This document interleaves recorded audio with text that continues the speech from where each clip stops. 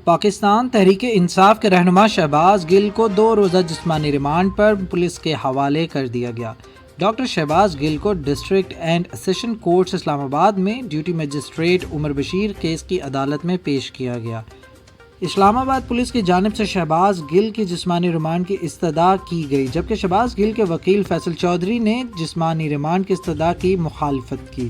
عدالت کے باہر سیکیورٹی کے سخت انتظامات کیے گئے ہیں اور اسلام آباد پولیس کی اضافی نفری تعینات ہے، جبکہ پولیس نے صحافیوں کو کوریج سے روک دیا۔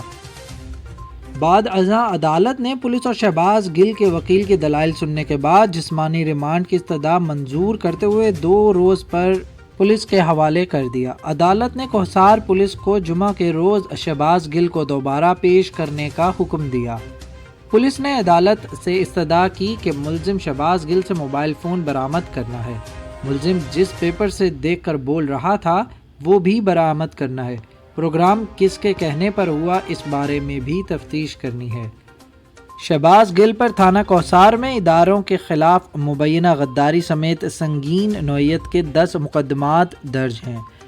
پاکستان تحریک انصاف کے چیئرمین عمران خان اور دیگر پارٹی رہنماؤں نے شہباز گل کی گرفتاری کو اغوا قرار دیتے ہوئے اس کی شدید الفاظ میں مذمت کی ہے۔